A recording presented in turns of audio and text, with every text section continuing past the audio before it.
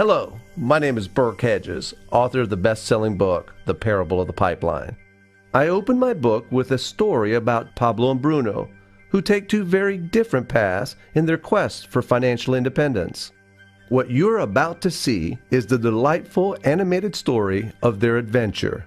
So, sit back, relax, and enjoy the life-changing lessons in The Parable of the Pipeline.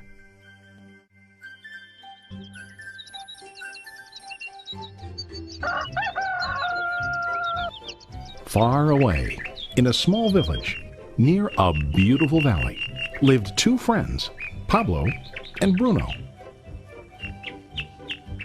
They were both young and dreamed of a better life for themselves. They'd often discuss their dreams about how they would become the most successful men in the village. They weren't afraid of hard work, and they searched for opportunities to help realize their goals and achieve their dreams. One day, an opportunity presented itself.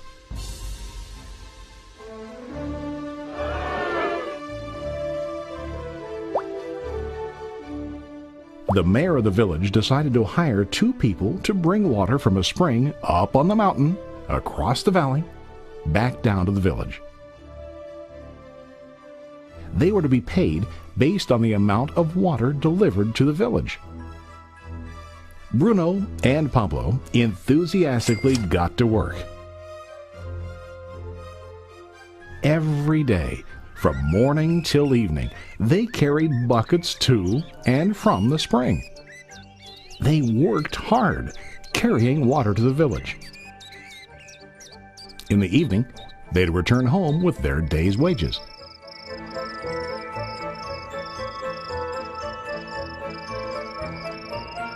Bruno was satisfied with his work and the money he earned. He was sure that with this work he could achieve his dreams. Bruno thought that to increase his wages he could use bigger buckets to bring more water each trip.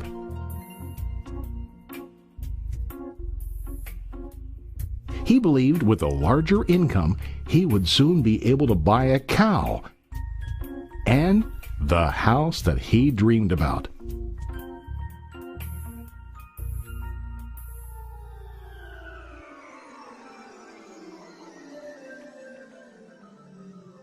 Now Pablo was not satisfied.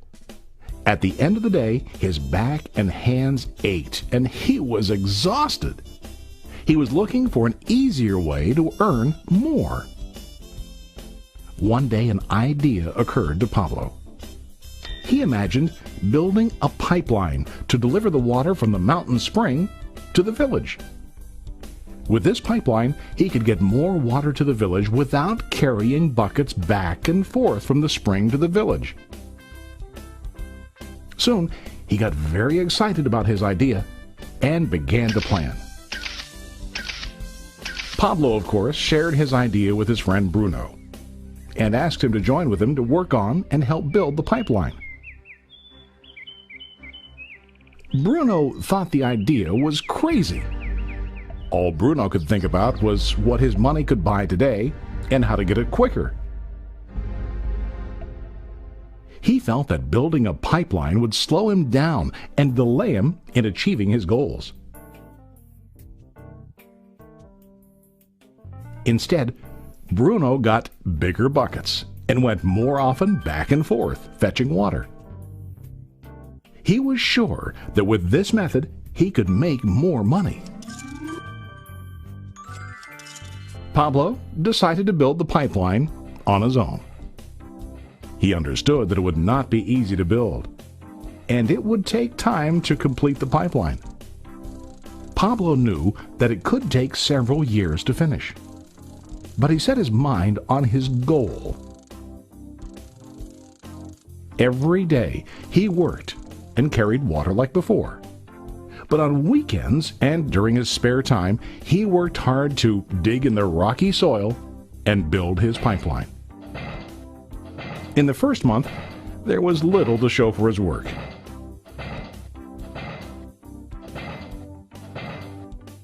Bruno and the villagers laughed and teased him. They called him Pablo the Pipeline Man.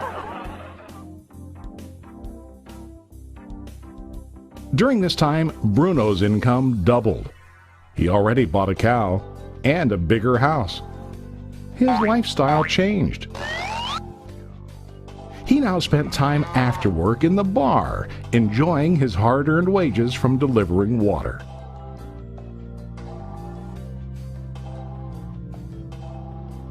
What Bruno didn't realize was that his body was starting to stoop from carrying the heavy buckets every day.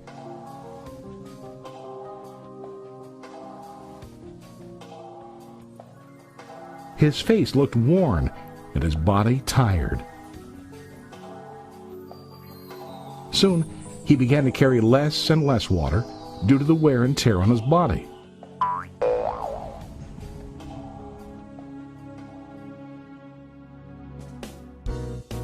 Month after month, Pablo worked. Soon a year passed, and then a second year. Finally, Pablo finished his pipeline. He now used his pipeline to deliver water to the village instead of carrying buckets. Pablo was now earning more money than ever before.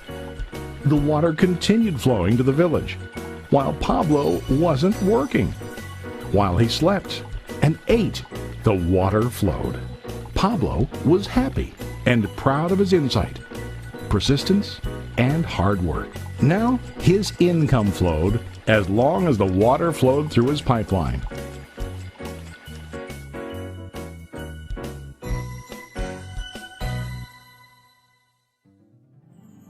The story of Bruno and Pablo is a reflection of life. Their jobs symbolize what most people do to earn money. Bruno gets his money using buckets. He goes back and forth, carrying his buckets from the spring to the village in exchange for money. To increase his income, he either has to go more frequently to the spring or to use larger buckets. It's common in real life to increase our income by working harder. For example, working overtime or getting a second job. We also increase the size of our buckets by accepting a higher paying position, which often includes spending more time on the job. Most of us exchange time for money like Bruno.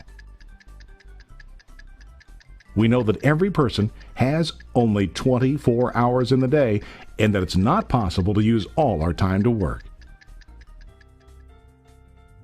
The most difficult time comes when we can no longer exchange time for money due to age, health, or other reasons. Then, our income stops. Now let's review what Pablo did. Very wisely, Pablo did not exchange all of his time for a limited income, but he used some of his time to build a pipeline. He knew that the pipeline would bring ongoing income as long as the water flowed. An ongoing income that multiplied the time he worked each day. Pablo knew that someday, maybe because of age or health, he would no longer be able to exchange his available time for money. Pablo knew that if he could make his idea of a pipeline work, then he only has to do the hard work of building the pipeline. After the pipeline was completed, Pablo was able to monitor and maintain the flow of water to ensure that his income will continue. Pablo has shown us that to earn an income, we don't always have to directly exchange time for money. There really are better ways. How about you? Are you still like Bruno, who directly exchanges time for money? Or do you want to be like Pablo, building and maintaining a pipeline for ongoing income? If you are interested in the idea of building your own pipeline, contact the person who lent you this presentation. You can start building your pipeline today.